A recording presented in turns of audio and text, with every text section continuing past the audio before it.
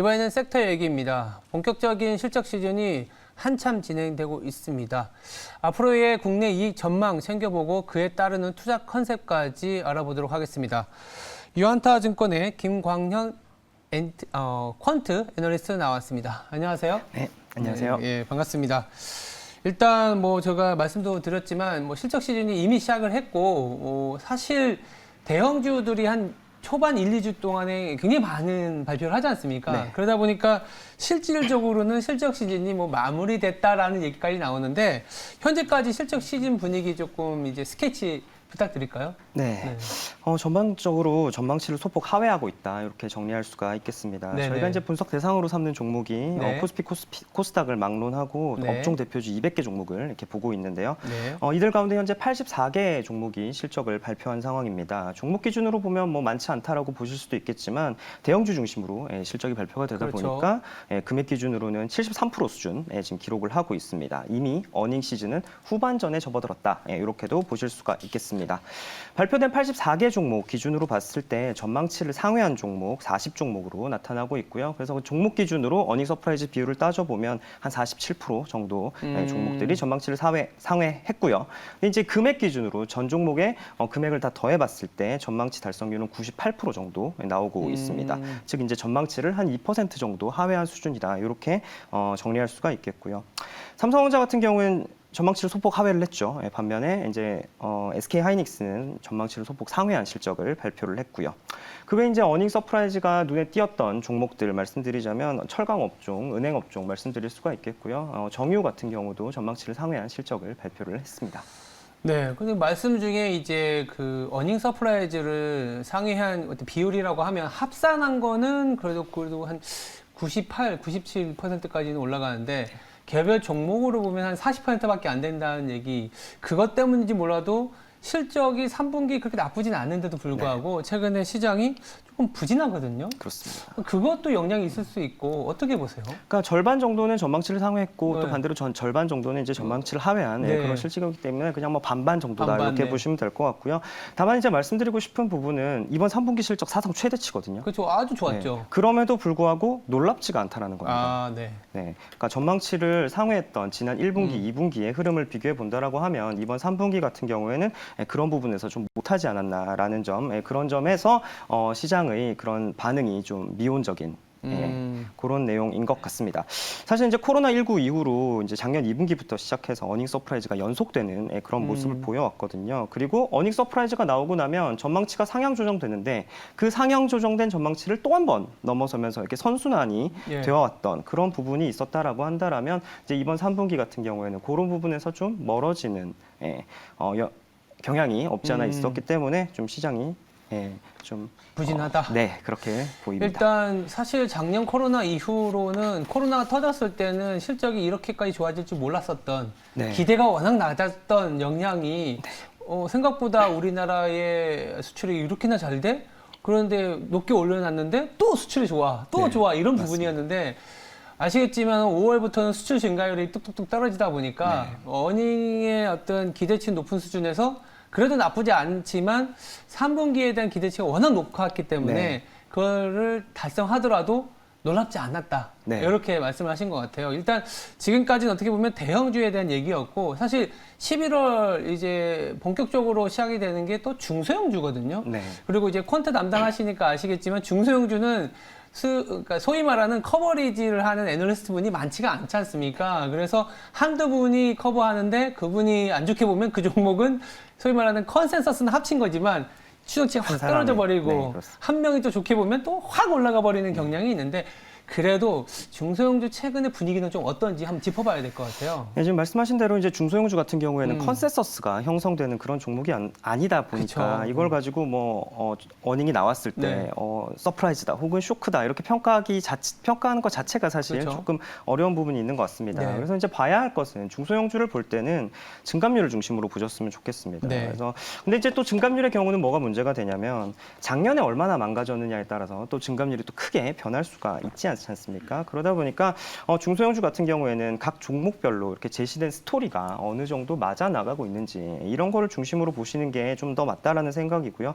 이 점 같은 경우는 종목별로 이제 워낙 다르다 보니까 네. 일정한 기준이 있다고 보기는 좀 어렵지만 해당 네. 종목에 대한 스터디가 선행된다라면 이제 그런 부분들 팔로우업 하시면서 대응하시는 게 맞다라고 보고 있습니다. 그러니까 실적 한 번 한 번에 뭐 연연하기보다는 그렇죠. 그 종목이 그리고 있는 그림이 어느 정도 맞아가고 있는지 이런 거를 보시는 게 조금 더 중요하지 않을까 이렇게 말씀드리겠습니다. 네, 중소형주는 워낙 이제 커버하시는 분도 적고 그거에 따라서 변동성이 크다라는 정도인데 이게 또 이번 주가 아무래도 FOMC가 열리고 그 뭐 당장 금리 인상 얘기 나오는 건 아니지만 테이퍼링은 거의 확정적으로 실시할 거고 우리나라는 8월에 이제 금리 한 번 올리고 11월 말에 또 금통위가 열리기 때문에 물가도 높아져 있는데 그에 따르는 금리 상승 내지는 금리 인상에 대한 업종별 희비라든지 영향에 대한 얘기를 안 할 수가 없거든요. 이미 그게 또 시장에 반영이 되는 것 같기도 하고 그러면 이제 실적을 계속 체크하시잖아요. 그래서 어떤 부분이 좀 영향으로서 이게 미칠 수 있는지 좀 짚어주실 수 있을까요?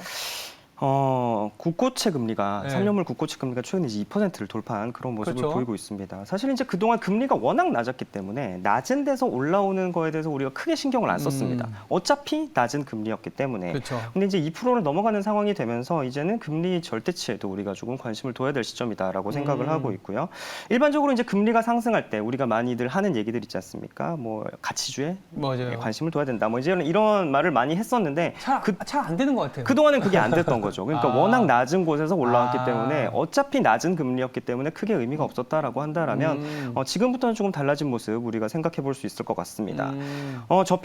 저PBR주에 대한 관심, 뭐 기본적으로 이게 이제 정석적인 플레이지 않습니까? 네. 그런데 이제 증시 자체의 동력이 낮아지는 구간이라면, 그래서 증시 자체가 빠지는 구간이 된다라고 하면 사실 절대 수익률이 마이너스를 기록할 테고 그렇다면 시장을 이긴다 한들 사실 개인 투자자분들에게는 큰 그렇죠. 의미가 없다라고 보기 때문에 그런 부분은 조금 참고하실 필요가 있을 것 같고요. 네.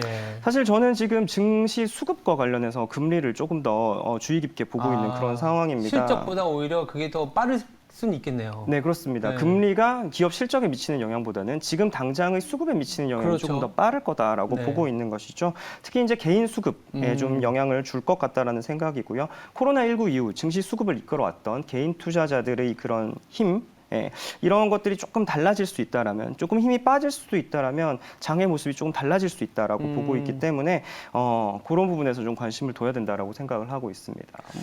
안 그래도 최근에 뭐 이제 나오기 전에 저도 이제 내신 보고서 어제인가 그제 바로 낸 보고서 맞습니다. 보니까 개인 수급이 비중이 많이 떨어졌다라고 네. 쓰셨더라고요. 뭐 70%까지 육박하다가 최근 뭐 60%까지 내려오고 뭐 시장도 하락을 했지만 이제 레버리지 규제를 하는 과정이 있다 보니까 이제 실적 시즌이 이제 기대치를 만족은 시키지만 그래도 모멘텀이 떨어져 있고 기업 그 수급에서도 원활한 오늘은 좀 상승은 보이고 있지만 원활한 이제 윤활유로서의 역할을 안 하다 보니까 조금은 어려운 것 같아요. 근데 어려운데 그러다 보니까 3분기까지는 오케이지만 그럼 내년에 대한 이익은 어떻지? 지금 2020년에 대한 거는 워낙 2019년에 어떤 뭐랄까 2020년에 대한 2020년에 대한 2021년에 뭐 기저효과든 뭐 당연히 좋아지는 거에 대한 베팅이었잖아 하지만 2022년에 대한 생각들을 안 할 수가 없거든요. 네. 요새 집계는 어떻게 되고 있나요?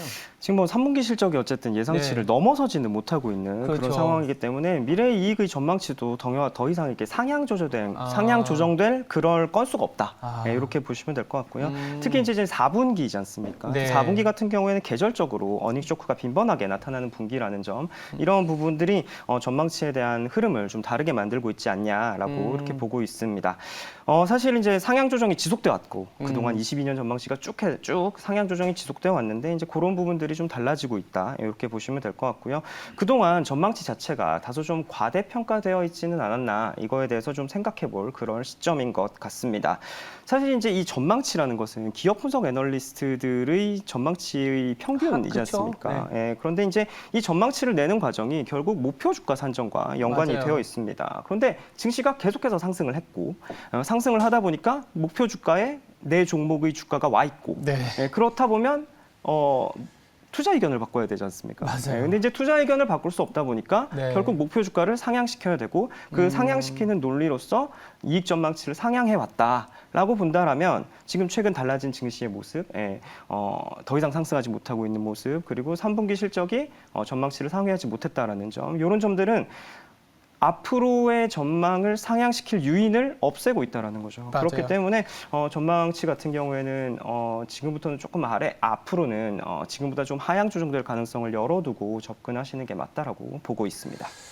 일단은 저도 이제 굉장히 이제 통감하고 공감하는 부분이 어닝 추정치가 주가의 선행에서 올라가거나 변곡점을 보이진 않았었던 거. 이제 어쩔 수 없이 주가가 이 하늘 높이 날아가면 내가 투자 의견을 앞서서 바꾸는 거에 대한 리스크가 지난 1년 동안 있었는데 지금은 그 변곡점을 지나가는 상황이라서 단순히 이익이 지금 좋다고 해서 주가가 빠져서 그러면 밸류에이션 매력이 생겼습니다라는 콜을 드리기는 굉장히 애매한 시장이라는 거죠. 네. 왜? 어닝 추정치가 빠져버리면 밸류에이션이 밸류에이션 높아지니까. 높아지니까. 네, 그렇습니다. 그래서 그게 좀 어려운 시장이기 때문에 연말까지의 컨셉이 굉장히 중요할 것 같아요. 지금 뭐 공교롭게도 11월 초고 한 2달 정도 남았거든요. 네.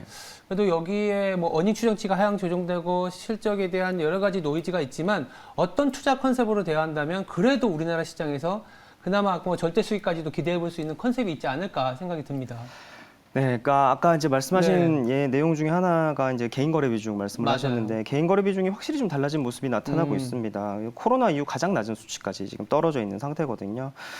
작년 7월에서 9월까지 보시면 개인 거래 비중이 3개월 연속 70%를 그러니까 넘어서기도 엄청 했는데 높았죠. 이게 2002년 이후 처음이었습니다. 2002년이 언제였냐? HTS라는 게 보급이 되면서 개인 거래 비중이 급격하게 높아졌던 맞아요. 그런 시기였거든요. 네, 그러니까 맞아요. 그런 시기와 비슷할 정도로 개인 거래 비중이 높아졌던 그런 과거의 기억입니다. 그만큼 이제 개인 거래가 활발했다라는 뜻인데 지금 그렇지 못한 상황으로 전개가 되고 있다라는 거고요. 외국인 같은 경우도 지금 환율을 본다라면 외국인의 그 매매에 있어서 이렇게 우호적인 환경은 아니다라는 것이죠. 그래서 외국인의 수급을 기대하기도 지금은 조금 힘든 상황이라고 생각을 하고 있고요. 저는 지금 봐야 될 부분, 어쨌든 이제 이익 증감률이 빠지고 있는 부분, 네. 그리고 이익 전망치가 이제 안 맞기 시작하는 부분, 이런 상황에서 우리가 눈여겨 봐야 될 것은 안정성에 대한 베팅이라고 생각을 네. 합니다. 그동안 이제 안정성이 높은 종목들은 상대적으로 소외가 될 수밖에 없었는데요. 그 그렇죠. 이유는 워낙 임팩트가 강한 종목들이 계속해서 나와줬기 때문에 맞아요. 그 임팩트를 따라가는 것만 해도 버거웠다라는 거죠. 그 임팩트를 따라가는 와중에 소외될 수밖에 없었던 것들이 안정적인 흐름을 보였던 애들이었다라는 겁니다. 그래서 그런 종목들이 상대적으로 소외를 받았다라고 한다라면 네. 지금은 반대로 안정성이 높은 종목들 중심으로 접근을 하신다라면 네. 기본적으로 좀 하방이 좀 받쳐있고. 받쳐주는 네. 그런 투자를 하실 수 있지 않을까라는 생각이고요. 네. 또 한 가지 말씀드리고 싶은 부분은 이익의 증감률이 낮아지면서 이익 증감률이 낮아지면서 이익 모멘텀이 낮아지면서 이익에 대한 관심보다는 매출에 대한 관심을 조금 가져야 될 때가 아닌가 이렇게 좀 생각해 볼 수 있을 것 같습니다. 성장의 컨셉이 이제 이익보다는 매출에 포커스가 맞춰지는 그런 상황이 될 것 같고요. 뭐 이익 성장이나 매출 성장이나 똑같은 거 아니야?라고 반문하실 수도 있겠지만 사실 이익과 매출은 조금 다릅니다. 네. 이익 같은 경우에는 기저효과가 발생할 때 증감률이 더 높게 나오기도 하거든요. 근데 이제 그런 부분들이 2020년, 2021년을 지나면서 기저효과가 어느 정도 마무리가 됐고 이익 모멘텀이 이제 지금부터는 낮아지는 그런 국면에 접어들었기 때문에 매출 성장이 나오는 종목들 중심으로 보신다라면 또 성장에 대한 베팅을 하실 수 있지 않을까라고 말씀드리겠습니다. 네. 일단은 뭐 마진 압박에 대한 아이디어들이 굉장히 많기 때문에 네. 결국 매출이 잘 나온다면 모든 걸 다 고정비에 털 수가 있잖아요. 네. 그래서 그런 매출 증가율 그리고 안정성이라는 게 제가 듣기로는 뭐 자기의 어떠한 영역에서 매출이 계속 증가하고 네. 내지는 우리나라도 요새는 그 배당 귀족이라 그래서 아리스토크래시라는 그런 컨셉의 종목들이 많아졌더라고요. 그렇게 또 이해해봐도 될까요? 안정성을 어떻게 봐야 될까요? 이런 거죠. 뭐 예를 들어서 1분기 같은 경우를 보시면요. 이익 증감률이 증시 전체 이익 증감률이 100%가 넘었습니다. 그렇죠. 그러다 보니까 뭐 30-40% 이익 증가하는 애들은 상대적으로 눈에 띄지 않았다라는 거죠. 그러니까 그런 증가율이 그래도 고르게 좀 유지되는. 네, 그렇죠. 근데 이제 그 30-40%의 증가율이 작년에 깨지지 않았기 때문에 덜 나온 경우들도 충분히 있다라는 겁니다. 워낙 많이 작년에 깨졌기 때문에 100% 이상 성장한 애들이 너무 많이 눈에 띄었던 거고, 반대로 작년에 덜 깨져서 20, 30% 성장하는 애들은 오히려 눈에 안 띄는 그런 시장이었다라고 알겠습니다. 한다라면 그런 부분들에서 좀 달라진 내용 생각해 볼 수 있을 것 같습니다. 성장률이 그렇게 높지는 않더라도 꾸준히 자기의 성장률을 유지한 그런 그렇습니다. 기업. 네. 알겠습니다. 지금까지 유한타증권의 김광현 퀀트였습니다. 감사합니다. 네, 감사합니다. 네.